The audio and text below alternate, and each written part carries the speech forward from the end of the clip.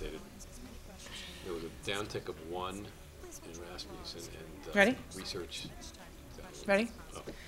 Oh. Good afternoon, everyone. Welcome to our the press conference for Hofstra University. My name is Melissa Connolly. I'm the Vice President for University Relations at Hofstra, and I'm here to welcome you today to the launch of the National Suburban Poll.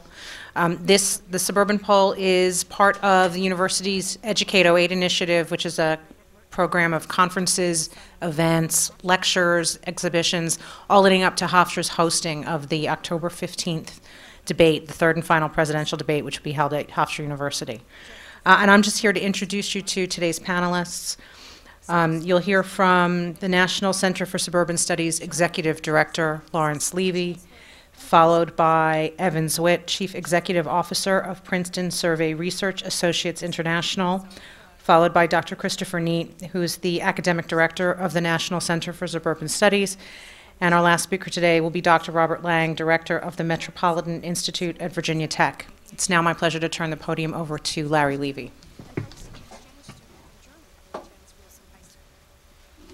Thank you. I don't want to take a lot of time. I want to get to Evans really quickly. I just want to talk a little bit about why we did this poll. It was more than just to provide another head-to-head in a field that's very crowded with polls. We wanted to create something that was not only of value to journalists, but also to academic researchers. And we spent a lot of time, Chris Neat, the academic director, will talk about this a little bit later. We spent a lot of time putting together a panel of expert academic polling experts and researchers to try to create something that would have value, beyond today's story, that would provide a lot of discussion for further research. And we believe we managed to accomplish that. The National Center for Suburban Studies is now about a year old. It is an ambitious program at Hofstra University, which is itself an ambitious university that is expanding. It's going to have a medical school in several years and has probably the preeminent presidential studies center in the country. And we are part of taking our home base, which is almost in the shadow of the iconic Levittown, and taking the suburbs, which are the most dynamic demographic block in the country, the site of robust change that is fascinating to researchers and should be for journalists too.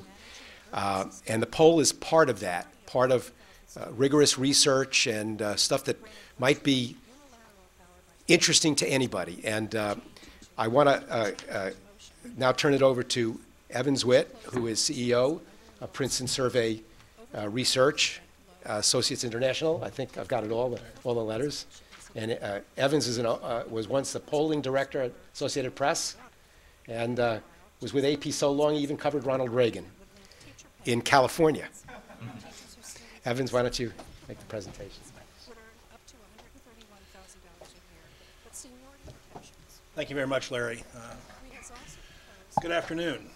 I'm happy to be here today to talk about what we hope is the first in a long series of national suburban polls on behalf of the National Center for Suburban Studies at Hofstra University. As Larry said, today we're presenting the results of a new national poll, a poll that is different from most of those that you see every day during this presidential race. This is a national poll, but it's a national poll focused on the suburbs. What we'll be talking about today is how people in the suburbs think, how people in the suburbs behave, how the voters in the suburbs will vote in November. Now, why focus on the suburbs? Why have a poll that focuses on the suburbs? Isn't it true that every national poll covers the suburbs? Absolutely. Every national telephone survey does cover the suburbs. But often very little is said about what suburbanites say and think. And this even though roughly half the people and half the voters live in the suburbs in America. And this year, in the presidential election, the suburbs are a major battleground. Obama is very strong in the cities and in the core urban areas. McCain is strong in the rural areas. And that leaves the suburbs as the focus for the campaign. McCain must win the suburbs by a reasonable margin to offset Obama's urban strengths. And conversely, Obama cannot afford to let McCain run up the vote totals in the suburbs for the very same reason. The other reason to focus on the suburbs is that the suburbs are different. The suburbs in America in the 21st century don't bear much resemblance to the peaceful, homogeneous, and sparkling new residential neighborhoods that were the ideal suggested in many television shows in the 50s and 60s and 70s. America's suburbs today are sprawling. They're diverse. They're areas where people not only live, but work and play. As Larry mentioned, the suburbs are changing rapidly as more and more people are moving to the suburbs and beyond. The old pattern of workers getting up each morning and heading into the central city to work is being replaced by a complex crisscross pattern of people going around the city from one suburb to another to work in the other suburb. The much discussed middle class is everywhere, but they are particularly a major part of the suburbs. And that middle class and those suburbs have been hit very hard by rising energy prices, declining house prices, and economic cutbacks. The National Suburban Poll was designed by PSRAI and is based on telephone interviews with 1,526 adults between September 15th and September 21st of this year. We oversampled the suburbs, so we have a total of interviews of 1,033 interviews with adults in the suburb. In terms of most of the results we'll be talking about today, that is the attitudes of suburban adults and registered voters in the suburbs, the sampling error margin for those numbers is plus or minus 4 percentage points. Now to the first point about the national vote, which is just about the last time we'll talk about that. In this poll, we found that the presidential race is very close in these turbulent times. Obama 46, McCain 44, essentially a tie inside the margin of error. But as I said, our focus here is not the national poll, but the suburbs. And in the suburbs, McCain holds the lead by a 48 to 42 margin. In contrast, as you can see, Obama's lead in the central cities and the principal cities is 57-34. But McCain comes back in the rural areas to have a lead of 51-35. To remind you just of the relative sizes of these areas, the suburbs are, give or take, about half the voters. The cities are a little bit more than 30% of the voters. And the rural areas are just under 20% of the voters. Over the past few months, the race has been close in the suburbs. Looking at polls from the Pew Research Center from April till now, we can see that Obama may have held a small lead in the suburbs in April and June. But by July, Obama had fallen a bit. McCain had moved ahead just a bit. And now we have McCain ahead 48-42 in the suburbs. Now let's talk a little bit about some of those suburban voters. First, there's a lot of talk about gender in the vote in the suburbs. This year, the Walmart women seem to be the soccer moms of the year. To start with, women split in the suburbs. Among registered voters in the suburbs, women are split 45 to 45 between McCain and Obama. In contrast, suburban men go to McCain by a 51-40 edge. Again, this is registered voters. And when we look outside the suburbs, when we look at the rural areas and the urban areas put together, you can see that there's a huge advantage for Obama among non-suburban women, where he wins 56-33, while McCain takes a lead among non-suburban men, 48-42. Now, some might push gender, marriage, and parenthood and all into one great mix, but they're really different in daily life, and they're different politically. And they're different in the suburbs because the suburbs have aged over the years. As retirement communities have been added to an area that was once thought as just a place for families with children. There are sharp differences between married suburban voters and those who are not married. 53% of the married voters in suburbs support McCain versus 37% support Obama. But if you look at those who are not married, That is, they're single, they're divorced, they're widowed, or never married. Obama wins that group of registered voters in the suburbs 53-38. As you can see in the suburbs among registered voters, the split into the size of these groups is that married suburbanites are about two-thirds of the suburban registered voters, and unmarried registered voters are about a third. Having a child in your home also shifts your perspective, as anyone as a parent knows quite well, and it makes a difference in the presidential race. Suburban parents back McCain by a 51-40 edge. Suburbanites who are not parents divide 46 for McCain and 44 for Obama. So does this mean the soccer moms of 2008 are backing McCain in this year? At this point, the answer is yes, but then again, so are the soccer dads. Suburban mothers with children under age 18 living at home back McCain by 50-41. Suburban dads in the same situation back McCain by 53-40. Much has been made during and after the Democratic presidential primaries about the role of the white working class.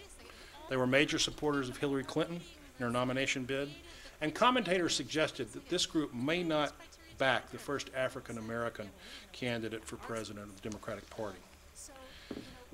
In the suburbs, at least, though, this battle is not over. White suburban working class voters, and that's defined as those with incomes of $50,000 a year or less, split 50-44 for McCain. But better off white voters, those with higher incomes, give McCain a 61-35 edge. So at the moment, at least, the majority of McCain's edge in the suburbs comes from better off white voters as opposed to white working class voters. Now let's look at Walmart moms.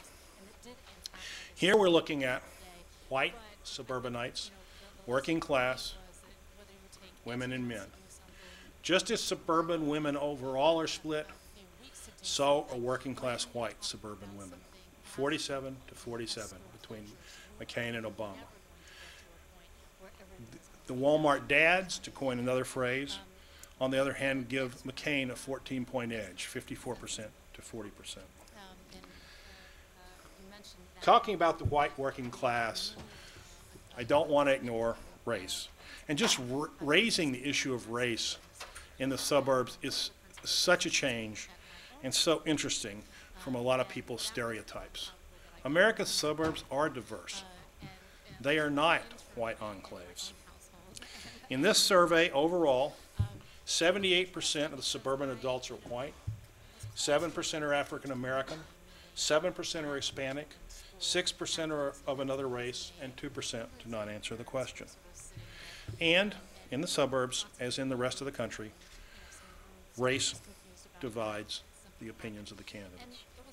White registered voters in the suburbs split 55-38 for McCain. Minority group suburbanites split 65-21 for Obama. And as you can see from this graph, among registered voters, whites make up 81% of the registered voters in the suburbs, and the minorities 19%. Outside the suburbs, the pattern is similar. Now I'd like to turn from the demographics of the suburbs to what suburbanites think of the candidates. John McCain's choice of Alaska Governor Sarah Palin as his vice presidential nominee certainly changed the race and generated a jolt of energy at the Republican National Convention.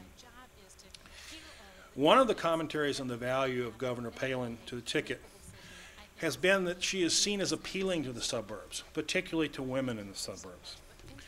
For this poll, we ask about each of the candidates whether or not that person has a background and a set of values that you can identify with. McCain clearly did the best here, where 56% of the registered voters in the suburbs said he has a background and values they can identify with. Obama and Palin were tied, both with 47% who said they have a background they can identify with, although on Obama it was narrowly split, 47% said he had such a background and values, and 45% of the suburban registered voters said he did not. For Palin, it was 47 say she did, 37 say she does not. Joe Biden, the Democratic vice presidential nominee, is less well known, and the vote was much more split on him in terms of whether or not his background and values are something that the suburban voters can identify with. In terms of Palin's image on this dimension in the suburbs, there's no difference between suburban men and suburban women. Suburban parents are a little bit more positive toward Palin on this dimension than suburbanites who are not parents. But the interesting thing is that the shape of the suburban attitudes toward Obama may explain why Palin does not have as much of an impact here as one might expect. For Obama, suburban men are slightly negative toward him on this dimension, 43% to 49%. Conversely, suburban women are positive toward Obama. They say he has a background and values they can identify with by a 51 to 42 margin. So perhaps Obama's strength at the top of the ticket, particularly among suburban women on this dimension, negates a bit of the advantage that perhaps Palin would provide to the Republicans. In the suburbs, there are many issues that are important in this election, and none more important than the economy. Ask what issue they think they most want presidential candidates to talk about this year. The economy wins, not only hands down, but overwhelmingly and easily. 46% say the economy is the issue they want the candidates to talk about. Only 8% said Iraq, the war in Afghanistan, and 7% said energy prices, energy supplies. Suburbanites are not very satisfied with the direction of the country. 18% of the suburbanites are satisfied versus 77% were not. Somewhat interestingly, Obama's suburban backers are very unhappy. They are dissatisfied with the course of the country by a 7% to 90% margin. McCain's voters aren't very happy, but not as unhappy as the Obama voters, 29% to 66% on that dimension. We ask about a number of issues, including abortion, gun control, immigration. Two I want to highlight here. All the issues that we ask about are mentioned in the report, and all the numbers are there. But ask whether or not the U.S. should keep its troops in Iraq. McCain's voters say yes by a 77-20 margin. Obama's voters in the suburbs say no by a 24-74 margin.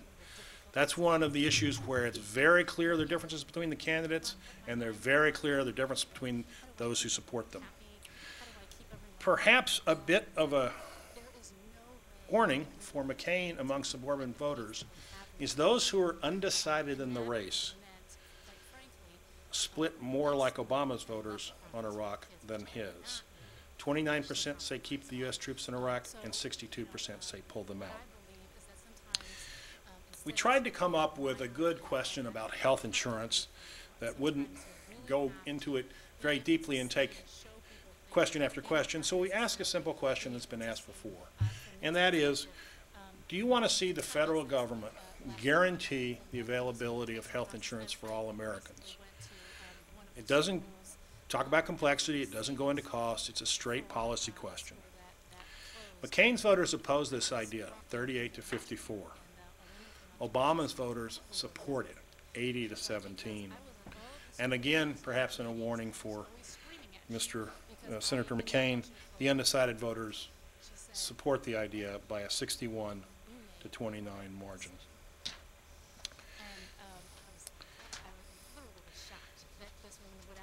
The economic troubles of recent months and years have hit the suburbs very hard. 57% of those in the suburbs say that house prices have gone down in the past year, and that includes 28% who say they've gone down a lot. Perhaps more amazingly, but perhaps not as amazingly if you've driven around the suburbs and seen the for sale and foreclosure signs, 1 in 4 suburban residents, 27%, say they or someone they know has lost their home due to foreclosure in the past year or because mortgage payments have gone up so high the homeowner could no longer afford the mortgage. In addition, a remarkable half of the suburban adults, 49%, say they or someone they know has lost a job in the past year. That is economic pain in the suburbs. Oops. I'll get right in.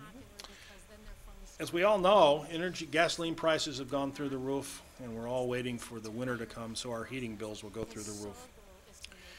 High energy prices have hurt. They have hit suburbanites hard. About 6 in 10 suburbanites say they have cut back significantly on household spending because of higher energy prices. 22%, 1 in 5, say they've changed how they go to work or how they run errands. Where they previously used the car, they now use mass transit, they carpool, they walk, they take a bicycle. Also, 6 out of 10, 62%, have cut back significantly on how much they drive in the last year because of high gasoline prices. And 10% say they've changed jobs to shorten their commute. In the suburbs, these are a big deal. 86% of the workers in the suburbs drive to work in their own car. And a third commute more than 30 minutes each way. So gasoline prices are no small thing for those in the suburbs. Two other ways of looking at this data which I think are interesting. If you look at the suburbs where John Kerry won in 2004, Obama is ahead 53-36. If you look at the suburbs where George Bush won in 2004, John McCain is ahead 57-35.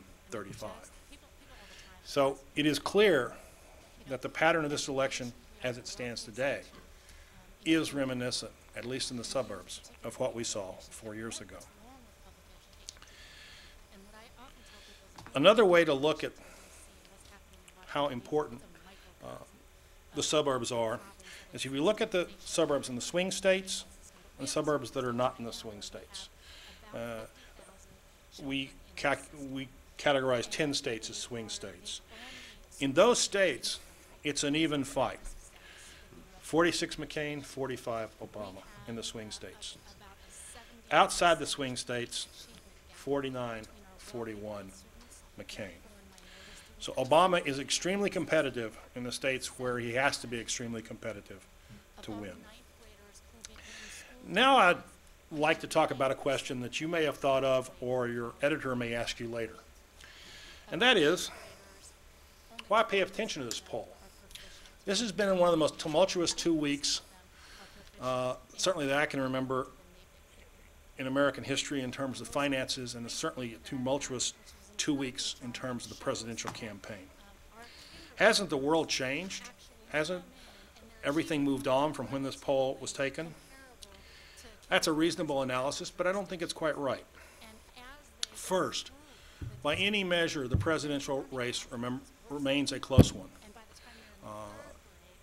We will see over the next few days, as we have a vice presidential debate and then 2 more presidential debates, including the last one at Hofstra, how we end up after all the debates are held.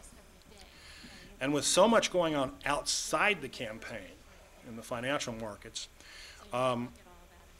it's hard to judge what kind of impact those external events will have on the campaign and on the voters. But perhaps more importantly, this poll focuses on the suburbs and the structure of the vote in the suburbs and what's driving that vote. If the incredible events of the last few days have shifted the national poll numbers a few points, what I can guarantee you is they haven't shifted the structure of what's going on in the suburbs. The structure we've talked about today really is the structure of the vote in the suburbs, and I think will remain that through the election. It'll be a question of exactly what the margins are, exactly what the numbers are. But I think today, this is what the margins show, and I think It's very interesting and something we haven't seen in the discussions of this election thus far. Thanks very much. We managed to close the achievement gap by 11% both between Hispanic and white students. Thank you, Evans.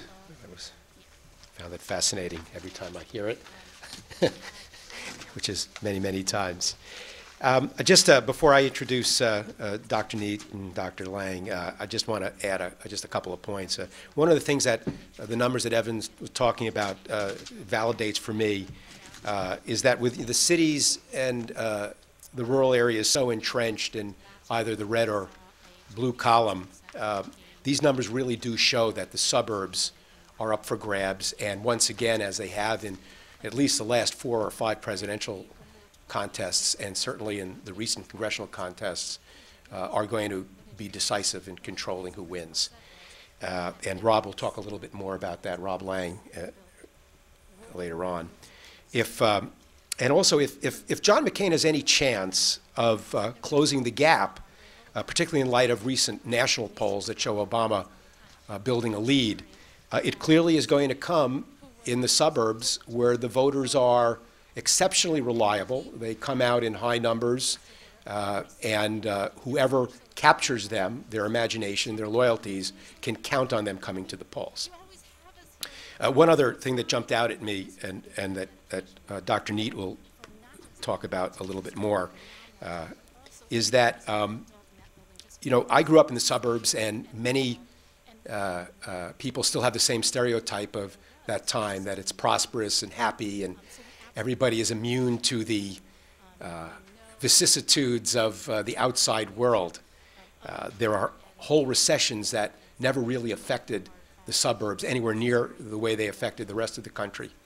But this economic crisis really has come home to Levittown and all the other suburbs across the country. And there's one number that jumps out at me, that 38% of folks in the suburbs said that they were living paycheck to paycheck. And that is just a phenomenal number. I was surprised that 38% would even admit to that. But it shows you how the world has changed in general, and it also shows you how what Congress is voting on today is very much of interest, not just on Wall Street, but on Main Street, and certainly Main Street suburbia. I'd like to introduce Dr. Chris Neat. Dr. Neat is the academic director of the National Center for Suburban Studies. You can stand up. He comes to us last February from Berkeley, where he did a lot of research that focused on the suburbs and social impact of many of the trends, and I think that's what he's going to be talking about right now. Thank you, Larry, and thank you all for joining us this afternoon. As the Center's academic director, I want to again extend our appreciation to the many people who have made this poll possible. First of all, Evans Witt and Dawn Crossland at PSRAI, as well as the Hofstra administration, and the Center's assistant, Ina Katz. And I also want to offer special thanks to the advisory panel that looked over the questionnaires for this poll and offered feedback on its methodology. Just to give them their due, I'm going to read their names. There were 7 of them. Ketrin Anaker, research assistant professor at Virginia's Metropolitan Institute. Mina Bose, professor of political science at Hofstra. Julia Gainsborough, assistant professor of political science at Bentley College. Isaac Martin, assistant professor of sociology at UC San Diego. Leora Schmelkin, senior vice provost at Hofstra. Jeffrey Sellers, assistant professor and director of graduate studies in the Department of Political Science at University of Southern California, and Alan Walks, assistant professor of geography at the University of Toronto, Mississauga. Their input proved invaluable in designing a survey that both sheds light on the present presidential contest, as well as providing a baseline for future studies of suburban politics. So, thank you all. Today I want to briefly reiterate some of the comments that Larry and Evans made, and as well as place a couple of them in context. And what I find so interesting about this poll and about the results that we're presenting here today is that it makes us rethink the suburbs in a couple ways. First, the poll dispels any remaining illusions that we might have, as Larry said, that suburban residents are homogeneously white and homogeneously middle and upper class. This was always a common myth. Suburbanites have always been more diverse than they were than acknowledged in popular culture. But just as many people of color and working class white folks were excluded from affluent white suburbs, so were the histories of their communities written out. So were their communities written out of history, rather. Historians have recently begun to research these places, and their work has enriched our understanding of what the suburbs were and are. And sociologists have noted that suburbs, taken as a whole, have become still more diverse, even as segregation persists within the suburbs. Our poll further challenges any notion that the suburbs are these places of homogeneity. The second thing that our poll does, the second challenge that we pose to the conventional thinking on the suburbs, is a little bit more complex. And it addresses a longstanding question in political science. And that question is, do the places that people live affect how they vote? Do the places that they live affect their politics? And there's been a lot of academic discussion on this, a lot of academic debate, particularly when it comes to the American suburb. Back in the 1950s and 60s, an era of mass suburbanization, many commentators speculated that suburbanization had a significant effect on the political attitudes of its residents, of these new suburban residents. The Republican tilt of the suburbs led some to believe that moving to the suburb was very closely linked to changes in party affiliation. So you sold your house in the city, you packed all of the kids into a car, you drove out to your new rancher, set down your bags, and soon after the welcome wagon arrived and you started interacting with your Republican neighbors, sooner or later you'd go and you'd re-register as a Republican. In the 1960s and 70s, though, as researchers dug into that, they found that it wasn't quite true, at least at the time. Instead, they found that one's socioeconomic background had a much larger effect upon one's political affiliation than one's place of residence. So the thinking was that as suburbs became more diverse, the formal barriers to segregation were just beginning to fall during this period. As suburbs became more diverse, they would start tilting Democratic. Now, that didn't exactly happen.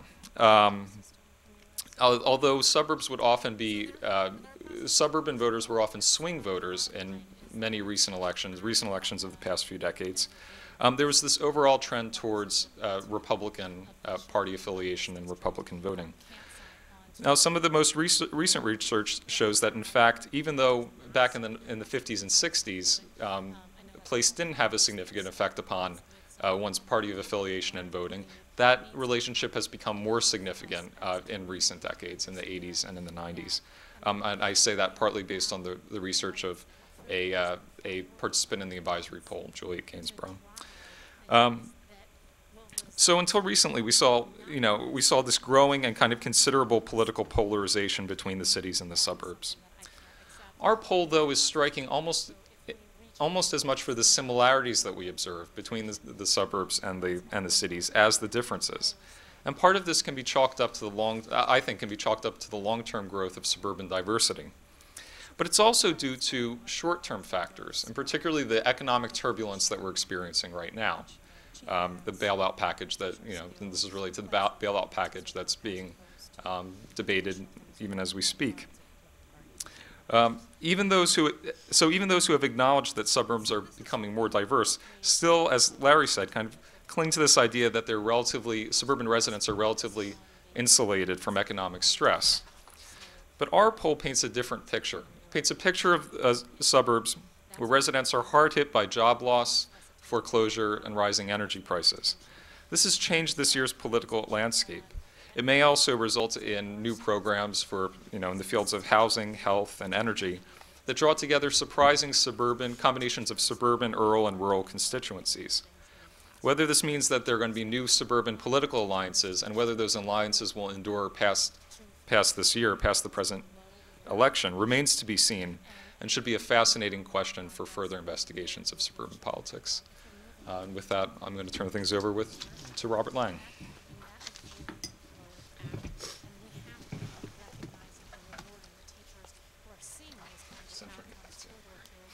Rob Lang's the author of numerous books.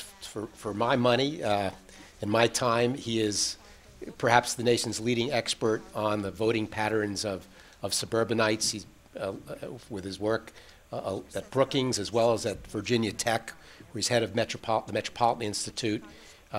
He's broken new ground in the way people, politicians, voters look at the suburbs from a political perspective. And I'm really glad he's here as kind of an outside validator, someone who is not on the Hofstra payroll, and we would be lucky if he was, but he is not, and can give perspective in the suburbs that I think nobody else can. Thanks, Rob.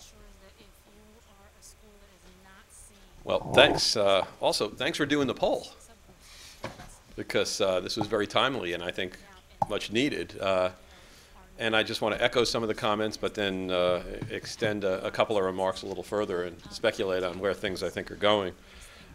When you got a country that's 50% suburban by our definition, and we don't need to go into the gory details on that, and then you've got the tremendous diversity, what chance is there that the suburbs wouldn't be diverse? Just intuitively, they'd have to be diverse.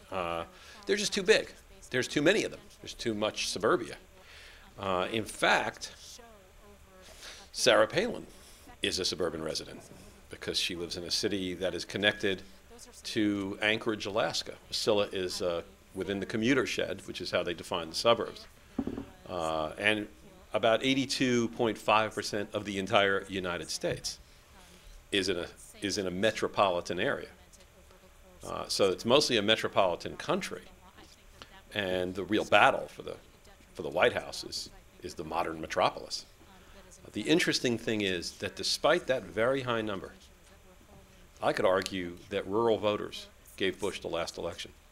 Specifically, in Ohio, the swing state, Kerry did something that Gore did not do. Kerry and Gore both could have used Ohio, and Florida, obviously, but just looking at Ohio, because Ohio ended up being pivotal in 2004 especially. There was a situation where Kerry could have easily lost, by a decent number even, the popular vote, which can happen, and won the Electoral College if he had just won Ohio. And he came pretty close to winning Ohio. He also did something Gore didn't do, which is he won Ohio's metropolitan areas. He focused in especially on the 88 counties in Ohio. He zeroed in on about 17 counties that he thought he could get the numbers up in, and he did. And he ended up, again, if you just took the Ohio metros, which are 80% plus of Ohio, Ohio is very much like the rest of the country, mostly metropolitan, big places, small places, Youngstown, Cleveland, Columbus. Well, turned out that wasn't enough to win Ohio because he barely won the metros. And Bush swept the rural areas and ran up big numbers in those rural areas. And the truth is, in a bunch of key swing states, this go-round, including places that weren't swing states in the past, like Colorado and Virginia, you have a very similar phenomenon where, we're only metro residents of Virginia to vote. The chance of, Obama's picking that state up, moving that from a red to a blue state, would be remarkably high. But there's this whole Shenandoah Valley that's going to vote as well. And a state like Missouri would be a swing state if you took the metros of Kansas City and St. Louis and threw in a couple of places like Columbia, which is especially liberal. But so much of the state, again, is rural. So the battle line is technically the metropolitan areas. Within the metropolitan areas, the swing districts, the actual 50-50 breakpoints, are in the suburbs. And we've looked around the country at we defined 12 swing states because we threw in a few swing states this time that we base on, not on past performance as swing states, but on polling in this go-round. And when you look at them, by and large, the actual districts that are in flux tend to be suburbs that are maturing. Maybe they were still even being built in the 1990s, but are largely reaching a point that developers refer to as build-out, which means you exhaust all the open space and you start rebuilding and infilling.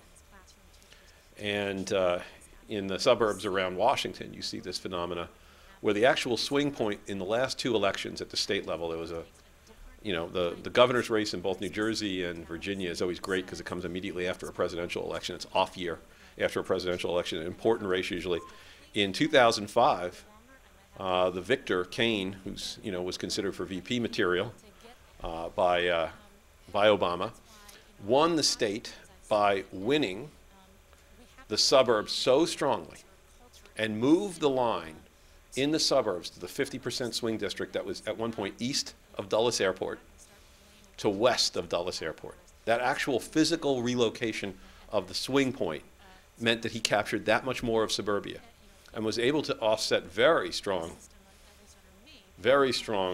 Republican voting, actually came out with a pretty high number in both the Senate and the governor's race. They were energized in Southwest Virginia. Was able to offset that, though, by just winning that much more of the suburbs that close into Washington. So if you even told me around the country, if I knew right now in the swing states, the actual swing district, if I could say, what was the 50-50 district, I could pretty much tell you the outcome of the election. Because, for example, if that swing district is west of Dulles Airport in this national election, in this presidential election, then just like a Senate race or a governor's race, that's the state for Virginia, and Obama would win Virginia. And in fact, what the Republicans have to do is not just win the outer suburbs by a hair, not win them 51-49. They have to run up some pretty good numbers in some of these suburbs, or they risk just being overwhelmed by the sheer vote in the rest of the metropolis. And remember, as we define suburbs now, there's a bunch of urbanized places that are no longer suburban. Because in 2003, they redid the entire census geography. And they threw out the old idea of a central city, and they came up with this new one called principal cities. Well, principal cities now include Naperville, Illinois, which is Denny Hasserett's, his old district, and Plano, Texas, and, Irvine, California, and Irving, Texas. The pattern generally is this: density equals Democrats. Density equals Democrats. The higher the density, the greater the probability of a Democratic vote. But it's not that density in and of itself is the reason for Democratic voting, just like it was not true that somebody moved out to the suburbs and suddenly said, hey, I'm going to become a Republican. There is a sorting in the country and a self-selection.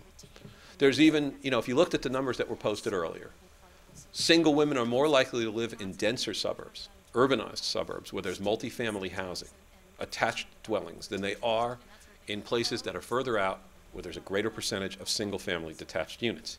So it's more likely what's happening is that people are seeking locations and already have a bundle of values, political attitudes that they carry with them. And then that space reflects that value. There's probably some superficial things where that's not true, and I'll say what I think those are. And they figure especially in metropolitan politics and in issues about, bread and butter type voting rather than something emotional like, I think, for example, abortion.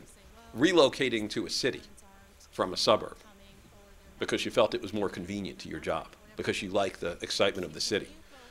But if your value was you were not pro-choice, it would be very hard to imagine that you would undergo some sort of transformation due simply to the environment around you, just due to ecology.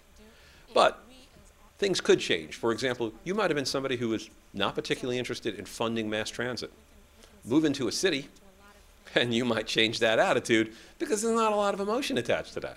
That's something that connects to you not about like the way foreign policy does or the Constitution or Supreme Court or torture or something like that, something remoter from you, something that affects your life, but something that's a little more remote, something a little closer, a little less ideologically driven, a little less divided, like transit funding. You might say, hey, I might change my attitude on something like that. And you see, the interesting thing is around the country, when George Bush was winning the 2004 election, and he was winning these red states like Colorado at that point, or Arizona, those very places were passing giant referendum to build light rail systems at that very moment, because that politics was now irrelevant as far as, it was detached from the national debate. It wasn't about the war in Iraq. It wasn't about abortion. It was about, maybe I have an alternative way of getting to work. The other thing that's interesting is that some of the conservative states have big cities now that are starting to move away from the rest of the state. And in time, one could imagine that it could catch up in terms of the state's transition to a, from red to blue, I would speculate is the trend. The reason I'd say that is that the share of minority vote that the Republicans are likely to capture, given the current politics of the Republican Party, given the last convention, which is not very strong on outreach to minority communities, given the fact that the country is going from 300, it's about 309 million right now, to 400 million by 2039. This is amazing growth. It's faster than China gets to its next 100 million. That most of that growth is either immigration or the children of immigrants. And so by approximately 2043, the U.S. is a majority minority country. Well, given a few more election cycles, and all of this diversity, of course, penetrates the suburbs, most immigration to the country now fills a kind of older post-war suburb of tract-style housing and old strip malls. That's the best. You want the best ethnic food in America? Forget central cities. Go to the strip malls. San Gabriel Valley, places like that in Southern California. So give it enough time. Where's this heading? Well, yeah, we know that direction. And at this election, maybe the Republicans can hold on. There's still a lot of white couples with kids out in the suburbs. They vote in enough numbers. They're reliable voters. They come out. Maybe this cycle, maybe '08 isn't enough. But could you imagine the same politics at 2016?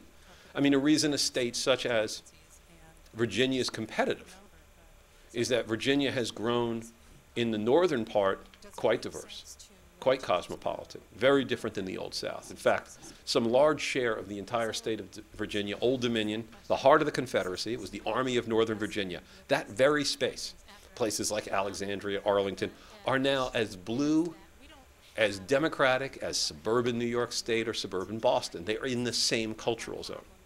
And then there are states like Texas. Give it enough time. How many Hispanics? How is Dallas County likely to vote? Dallas County doesn't include just the city of Dallas.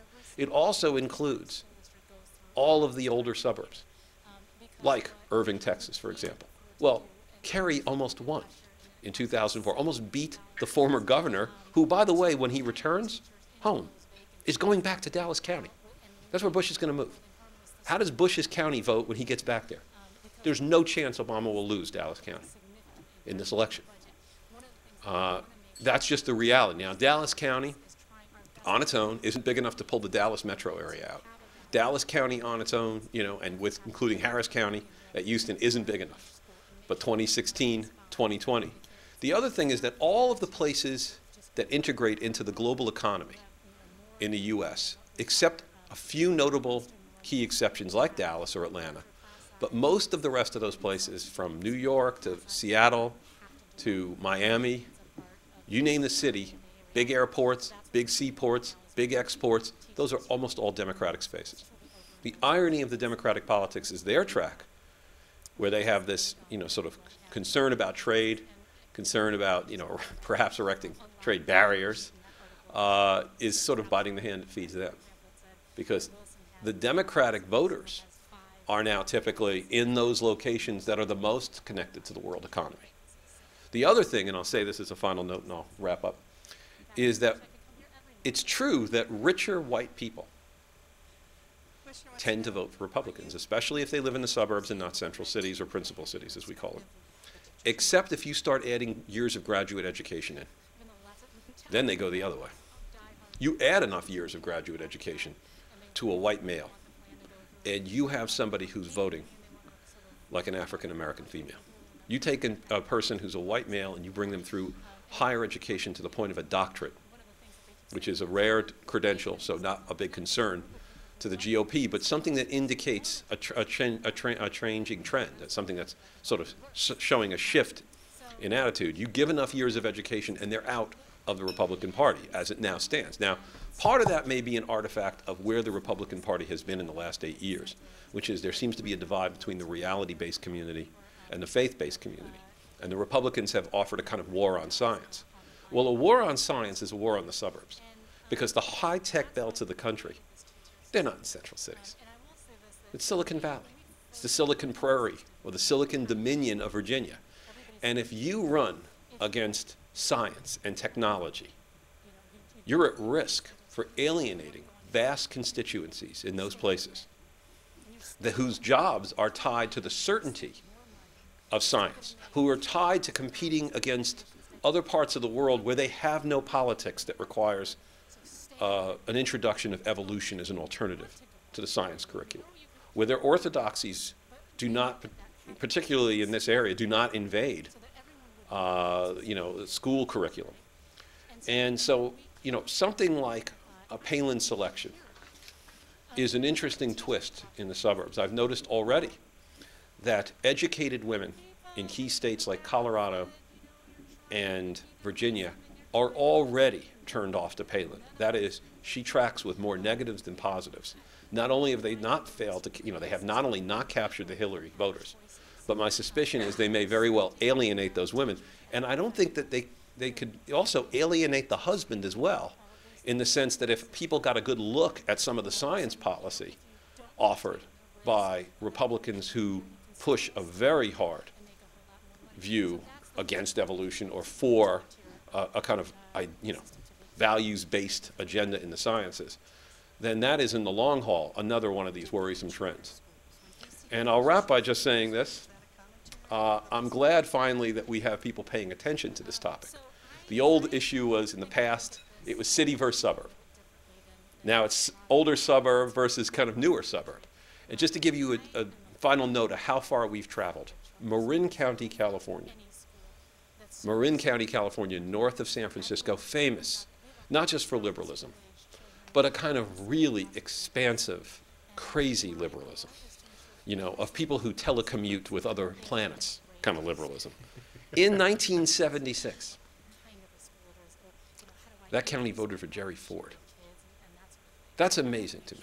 That shows you how far we've come, and that you could count on all kinds of, or New Jersey was a suburban state and was a reliable Republican state at that point, and is now a reliable Democratic state where I don't think there's much resources on either side being spent in it, although it always threatens to swing. It doesn't quite swing, and I doubt it will swing. And that says to me that the fight is not New York City versus its New Jersey suburbs. It's not San Francisco versus Marin County. It's somewhere out there, somewhere where the cars take over and the last transit station is some distance behind you. And somewhere where, you know that you're going to have a car, and there's no possibility that you will ever be able to make it without a car for each working adult, and maybe the kids need one as well. If you're in that space, that's still Republican. The day the Republicans lose that metropolitan space is the day that they go to the way of the Whig Party. Thanks. Most of you don't know that before Rob got his doctorate, he was president of the Young Republicans at Virginia Tech. That's a joke. True.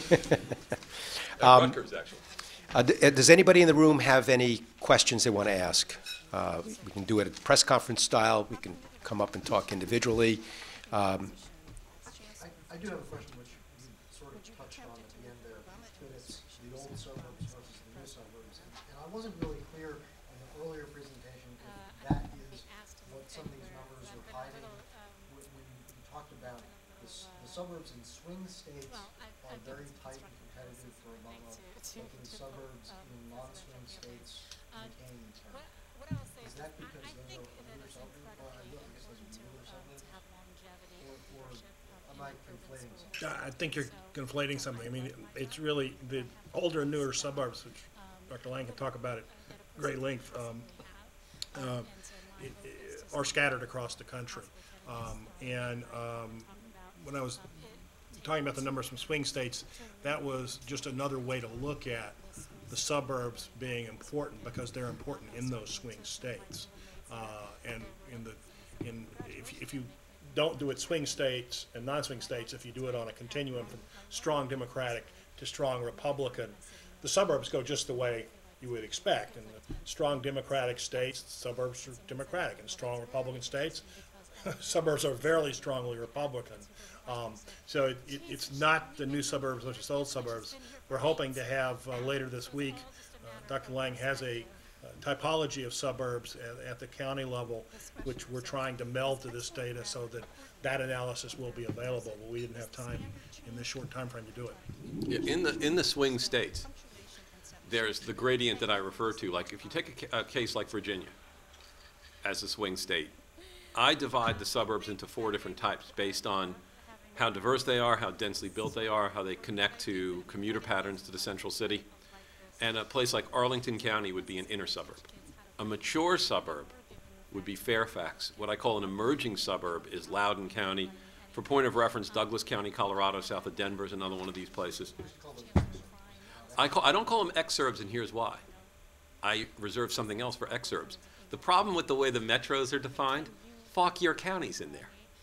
Fauquier County's got like 60,000 people. Loudoun County's got a few 100,000 people. Prince William County's got a few 100,000 people. They're not Fauquier County. And Fauquier's in there, you know, keep going to West Virginia. So you have a ring of exurbs that are still mostly not commuting to the central city, mostly not commuting to the core area of the region, I should say, and that are just barely in the metropolis because they hit this 25% threshold where people come back into what is really a suburban county for employment. And they vote, to tell you the truth, so close to rural areas that they're interchangeable with rural areas. There's just a slight tick towards the metropolitan voting patterns. So the real divide is the Fairfaxes and Loudons and Prince Williams of the world. And depending on the state, you know, there's some states where only Dallas County will vote blue. And then as soon as you get to Collin County north of that, places like Plano, Texas, which is a principal city and it's almost trending blue, but still.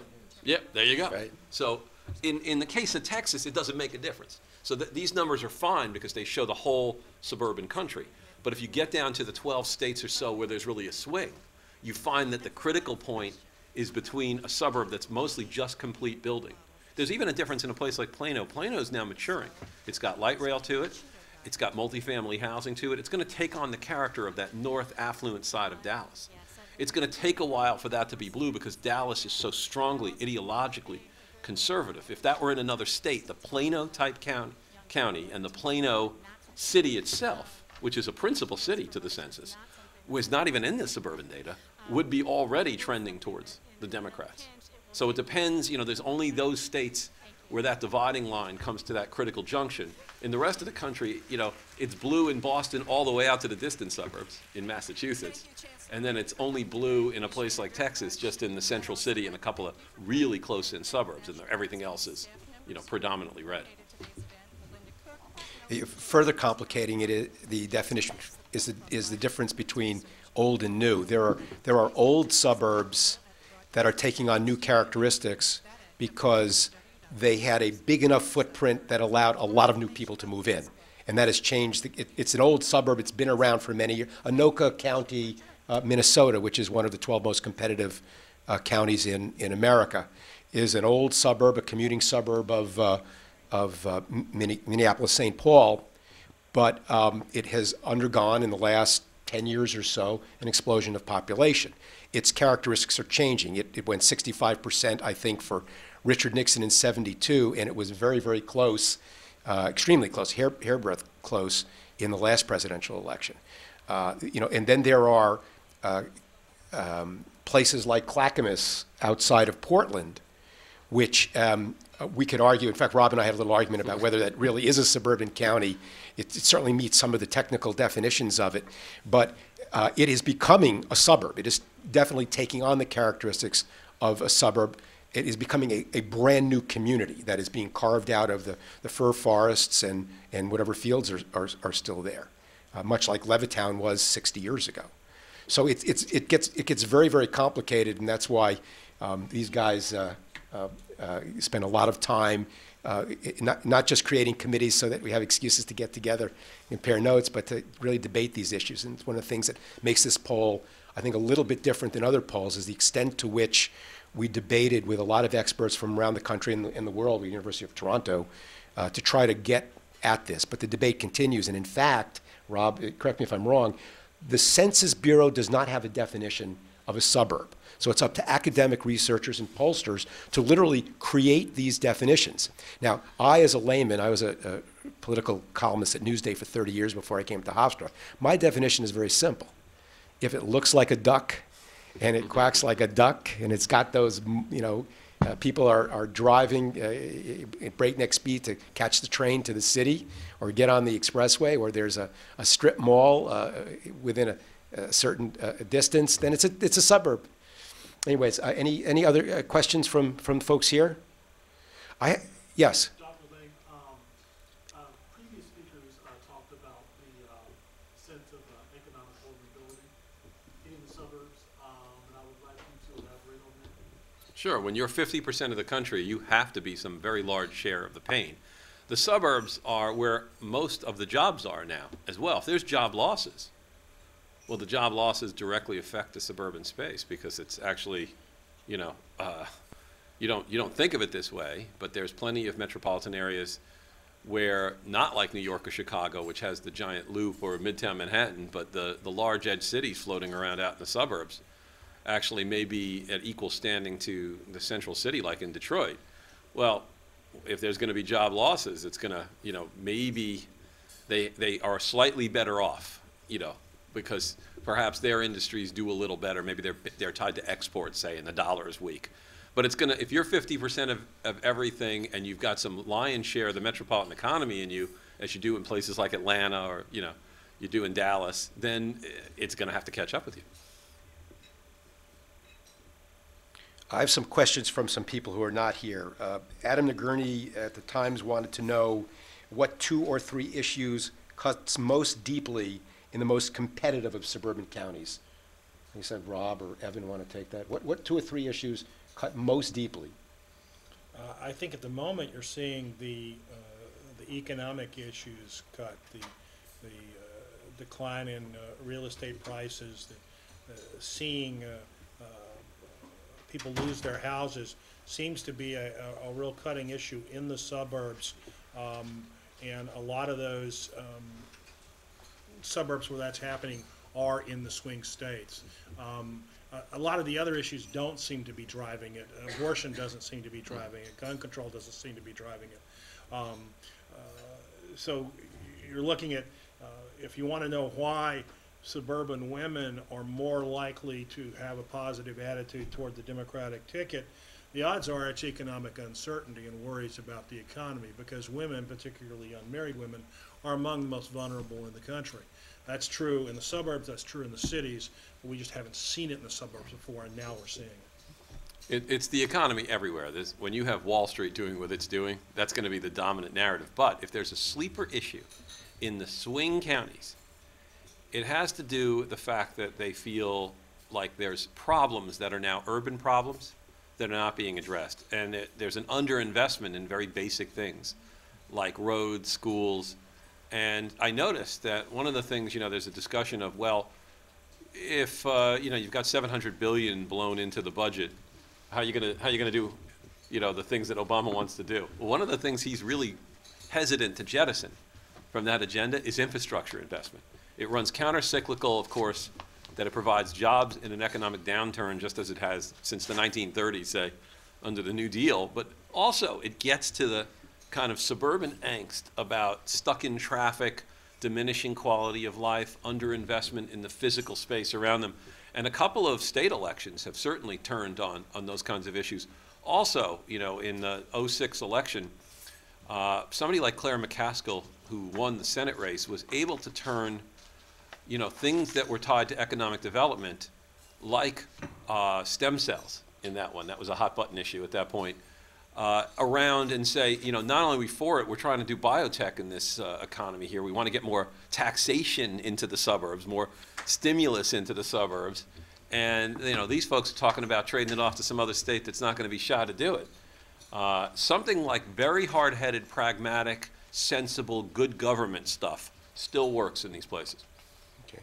One other one, Elaine Povich at the National Journal was interested in the impact of race in the suburbs. That the suburbs are known as some of the most segregated places in America, and whether there's a Bradley effect in suburbia that will be seen in the outcome. The Bradley effect being that people lie to pollsters about race. Evan, why don't you? I don't think you're going to see that in the suburbs. I think we'll see people who do not want to vote for Barack Obama or do not want to say they're going to vote for Barack Obama. There are a number of perfectly socially acceptable ways to say that. I think he's too young. I think he's too inexperienced. I don't think he's tested. I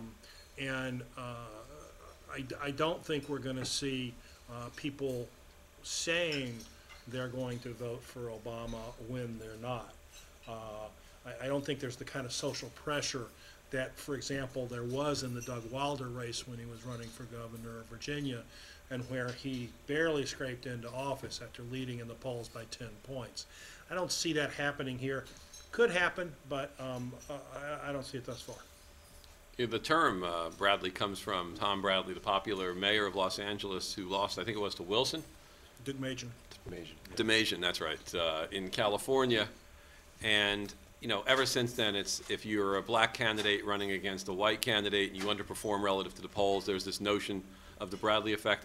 The academic literature that's coming out on this now, that's actually, there's even unpublished papers that'll be published soon, show that since the mid-1990s, this has had no effect. But what I think you might be talking about on November 5th is something called the reverse Bradley effect, which is in certain states with heavy African-American populations, Barack Obama overperformed. As evidence of that, I'll point to North Carolina, which in the primaries, if you'll recall, Barack Obama was put over the top by North Carolina in part because he exceeded expectations.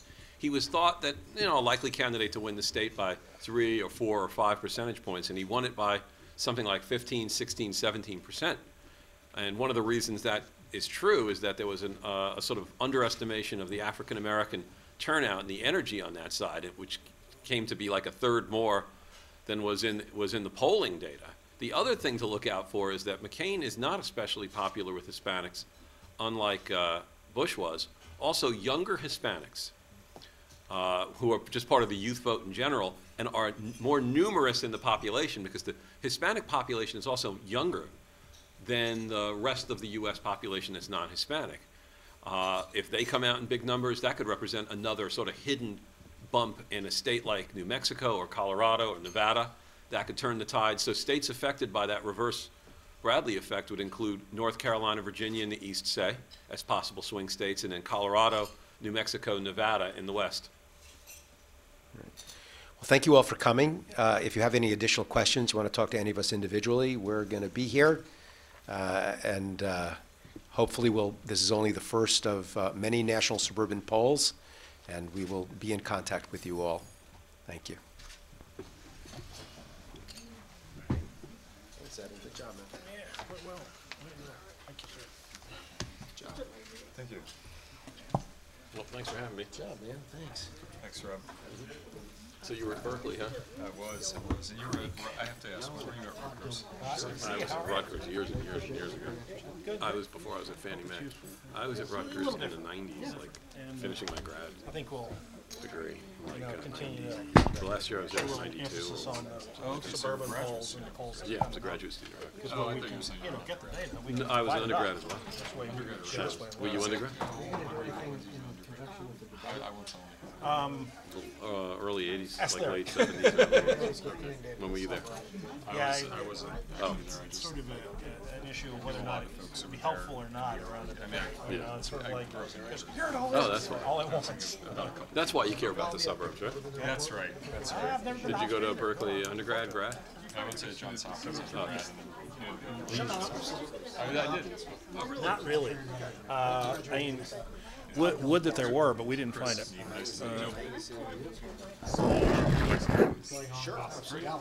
Dallas, there you go, Dallas. Yes, Dallas. I didn't know you were out there. I just never know where, you know, who I'm speaking to on this stuff. Didn't look at it that way. I'll look at it that way. Didn't look at it that way. It technically should not include Plano. Plano is a principal city, or Irving. Here's what's principal cities in the Dallas region: Arlington, Right. Fort Worth, Dallas, Plano. Right. The formula is that you have a certain amount of job concentration and retail concentration and scale. So if you think, how big is Plano? Right. How many And also, millions of West, square the feet of suburbs office are space? newer. How big is Irving? It's a newer phenomenon, and it's a much newer phenomenon. But that's a good point. No. You look at Washington's great example. Migration towards Right. County. Northern Collin County is Right. so different than, yeah, Frisco and McKinney North are really sort of faster growing. Plano's mostly built out, getting infilled, getting, yeah, right. Talk about change. Well, the tension that goes on there is that they would steal economic development out of Plano too. They would try to poach businesses out of Plano and offer all sorts of tax incentives. You know. Plano treated that. Actually, in the book Boom Burbs, that one of the books I wrote on the suburbs about large, fast-growing suburbs, Plano is one of them. It figures prominently in I think there. that makes a difference. Because, yeah, and I say the mayor, Pat Evans, who was mayor there for years, talked to me and said, we're getting killed by the very, you know, we're getting killed by, Right. we're getting done to us what we used to do to Dallas. Right. It's now the Well, I mean, the whole- exurbs are fighting with the suburbs rather than the suburbs fighting with the city. The whole concept that suburbs are places you fled to is not true necessarily anymore. It used to be. Yeah. Oh, really? Oh, well, right, and, I mean, Yeah. not only that, I mean, you look at. I mean, I interviewed her in '05 or something like that. She was mayor at that point. In Arlington County, where you have Pat very Evans. heavy Her husband was immigrant very, population, yeah, they, she's they after it. looked around, tried DC, and they ended up out in. Right, Shapiro was like late 90s, early 90s. Yeah. Okay. Yeah. Right. I was in Hurstboro for the I'm partly at Brookings and part of Virginia Tech. We used to eat your leftovers.